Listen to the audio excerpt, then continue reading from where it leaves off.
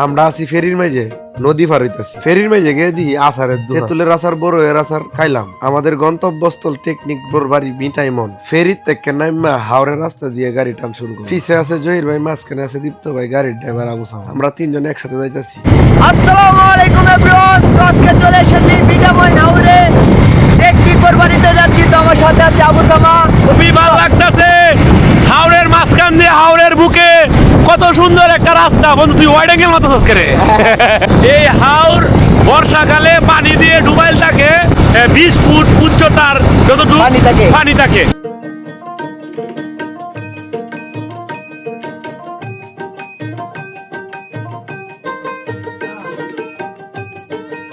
তো বর্তমানে আমরা কিন্তু আয়া পড়ছি মিঠামইনের ফেরির মাঝে। তো এখন আমরা যে কিছুদিন আগে যে দেখছিলাম, আমি দেখছিলাম মূলত একটা নিউজের মাঝে একটা উড়াল সেতু আছে মিঠামইনের, উড়াল সেতু।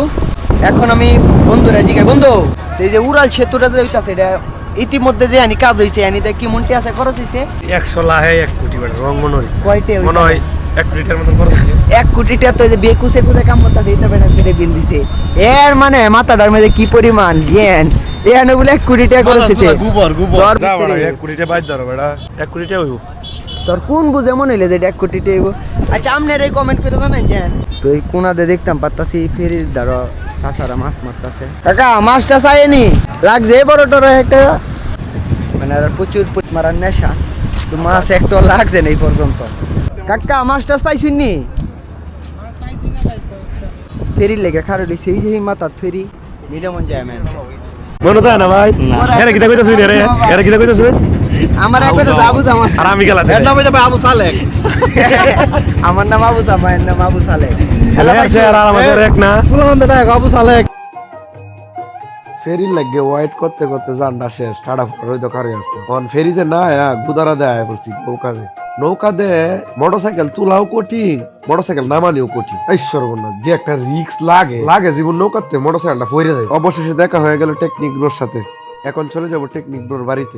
এই যে ফাইনালি আই পড়ছি কই আকর টেকনিকের এলাকার মাঝে জেমমেতে যাইতাছি, মাটি মুটি ফাইটতে যাইতাছে, ফেক ডাইটটা যাইতাছি, দুলার বাড়িতে আইছে না বুঝছেন নি, আমার বাড়ি জোর করে যাইতাছে, আমি নিতাম চাই না। কারণ এইসব লোক দেখি না অপমান করছো টেকনিক। গাড়ি ঘোড়া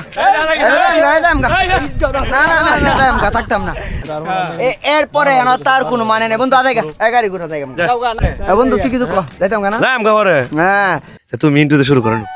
হাই চাঙ্গে মাঙ্গে গাইস, কি অবস্থা? ভালো আছেনি? তো আই পড়ছে আমাগো মিঠামইন 3 শয়তান আই পড়ছে, ঠিক আছে? এই যে একটা, এই যে আরেকটা, এই 150 কেজি ওজন আল্লাহ, ঠিক আছে? এখন টেকনিক ব্রোর বাড়িতে আসছি আমরা, দীপ্ত ভাই, জহির ভাই। তো গোসল করতেছি। বন্ধু গোসল করতে না?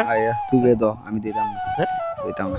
জহির ভাই কি নাম নেবে উত্তর? জহির ভাই এই শোলটা লে নামে পানি সব উঠ ফুটতে উঠবো। মাছ ধরবা, মাছ বুঝতে বুঝতে মাছ ধরবা। জহির ভাই এই তোমার তাই কি থাকো?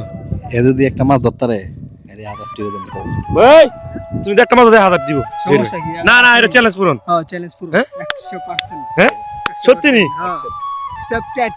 আচ্ছা ইলেকশন ভাই বাইত গেছো? হ্যাঁ পরে তুমি তো একটা মাছ ধরতালা না।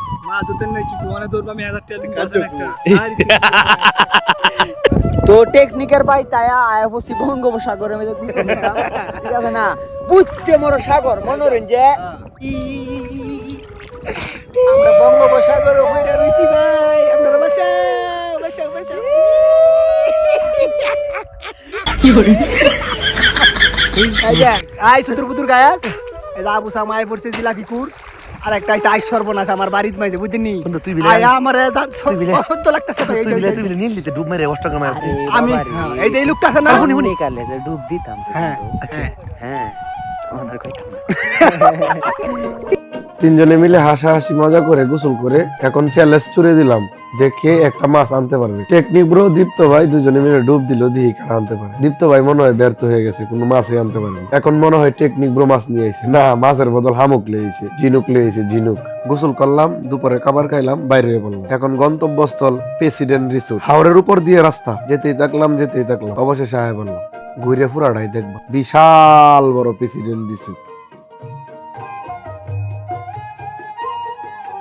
ওয়াও লালাম, এটা হইছে প্রেসিডেন্ট রিসোর্ট। না এটা কি তো প্রেসিডেন্ট রিসোর্ট। মহারাজ হ্যাঁ সেনাপত কি আরে কি কই নেতা আরে কোন